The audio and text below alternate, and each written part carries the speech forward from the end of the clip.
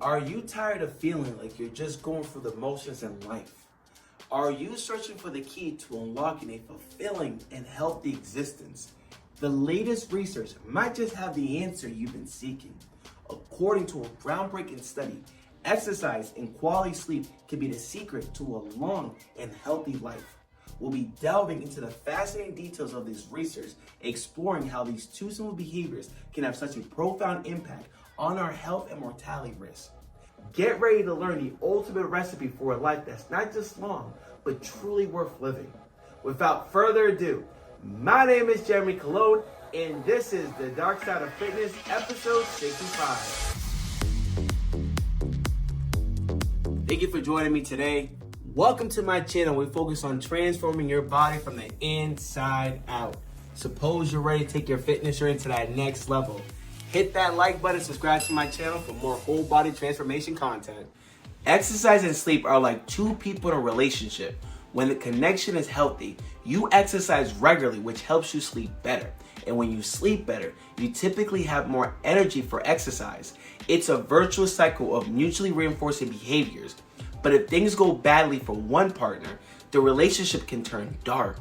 Poor sleep can curtail the motivation to exercise, and when exercise goes from a habit to an afterthought, your sleep routine might also go by the wayside. Maybe you stay up watching TV later, double your caffeine intake to regain focus, or consume more alcohol to deal with stress. The once healthy relationship between exercise and sleep has now turned dysfunctional. Each interruption to one half of the partnership has the potential to affect the other negatively. It stands to reason that a harmonious relationship between exercise and sleep will positively affect your health. That in turn should increase your odds of living a long life. If that's true, a less than ideal combination of behaviors should have the opposite effect, putting you at higher risk for premature death. Is that really how it works? A new study attempted to quantify the longevity cost of suboptimal pairings of sleep and exercise. Quick background. What is optimal exercise and sleep? Let's start with the recommendations for exercise. The best known exercise guideline, getting at least 150 minutes a week of moderate to vigorous physical activity, has been linked to many health benefits. At the top of the list is an estimated 30% reduction in the risk of dying from any cause. The recommendation for strength training, 2 or more sessions a week, isn't as well known, but people who adhere to it also have a lower mortality risk, about 20%, according to a 2018 study. And for those who meet both standards, the estimated mortality reduction is 40% compared to people who don't. The sleep guidelines are just as straightforward. The U.S. National Sleep Foundation recommended 7 to 9 hours per night for adults younger than 65 and 7 to 8 hours for those 65 and older. In general, the farther one gets from those ranges in either direction, the worse it is for your long-term health. How the study worked. The authors looked at self-reported exercise and sleep data from 282,473 American adults, about 7% of whom died during the follow-up period. Participants were placed in one of 4 exercise categories: active, meet the standards for both aerobic and resistance exercise; AER, meet the standard for aerobic exercise only; MSA, meet the standard for muscle strengthening activities only; inactive, don't meet either standard. There were 3 categories for sleep duration: rec, get the recommended amount for their age; short, get less than 7 hours a night; long, get more than 9 hours a night or 8 hours for those 65 and older. That gave the researchers 12 possible combinations of self-reported sleep and exercise behavior. What the study found. You can guess that the active recommended group, those who meet the standards for sleep, cardio, and resistance exercise, had the lowest risk of dying from any cause during the follow-up periods. According to their self-reported data, about 12% of the participants hit that trifecta. Compared to that group, almost everyone else had a higher mortality risk. The exception was active short. those who met the standards in both exercise categories but fell short on sleep. Here's a look at the results in each category. Under sleep, most participants met the standard for sleep duration. Rec, 65%, short, 30%, long, 5%. Interestingly, with each exercise category, short sleep wasn't related to a higher risk of mortality compared to people who got the recommended amount. Long sleep, on the other hand, was consistently linked to higher mortality rates. Even those who hit both exercise standards had a 40% higher risk of premature death if they slept longer than 9 hours a night, or 8 hours for those 65 and older. But there's an important caveat here. Less than 1% of the participants, 0.45% to be precise, were in the active long category, so not something that affects most people.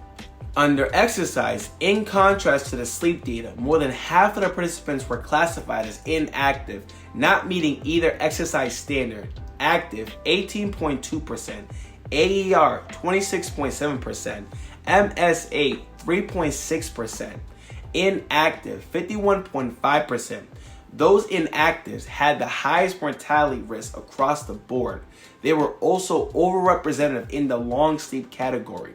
Participants classified as inactive long were more than twice as likely to die within the follow-up period compared to the active rec participants.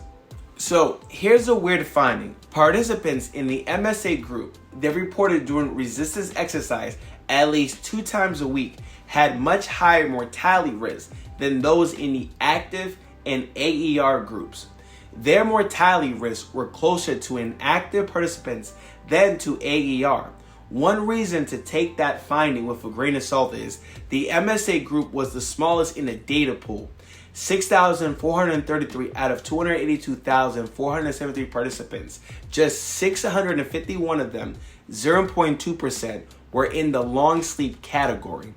That's a super tiny sample size, especially when the data is self-reported and the concept of muscle strengthening activities is so murky.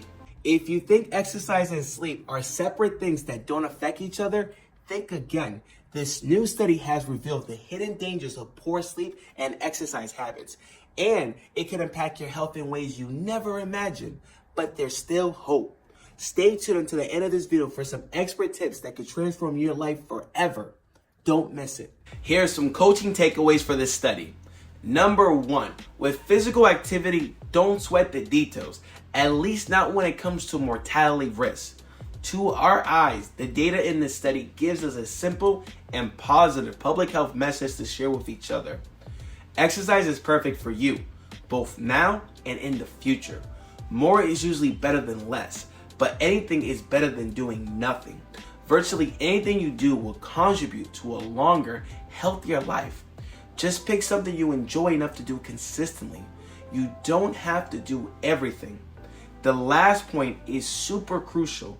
Motivation ends where obligation begins. Telling people they have to do something is sometimes the best way to ensure they either won't do it or will do it just long enough to get you to stop talking about it. So if you're convinced that you need something you're unwilling to do, find an alternative within the spectrum of activities you find acceptable. Are you pro lifting but anti-cardio? See how you feel about pumping up your heart rate by lifting faster or with less recovery between sets and exercises. Are you pro walking but anti-resistance training? You might be interested in challenging your lower body muscles by incorporating hills or steps. Number 2, not everyone needs the same amount of sleep. You know the official recommendation, 7 to 9 hours of sleep per night for most people. Many people assume the midpoint, 8 hours, is the perfect amount. But is it? Here's what Louis Pachek, MD, a sleep researcher at the University of California, San Francisco, told Time magazine. In quote, there are many people who think everyone needs 8 to 8.5 hours of sleep per night, and there will be health consequences if they don't get it. But that's as crazy as saying everybody has to be 5 feet, 10 inches tall. It's just not true, end quote. So what matters most is how someone functions and how much sleep they get. If someone is not doing well, by all means, Find ways to get more and better sleep. But if you function perfectly well on, say, 6 hours a night, you may not necessarily need more.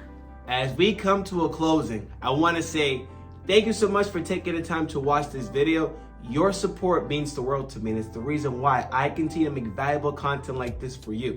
So if you want to continue to see content like this, please like, subscribe, hit that bell icon so you never miss out on amazing expert tips. And until next time, see you in the next video. Thank you.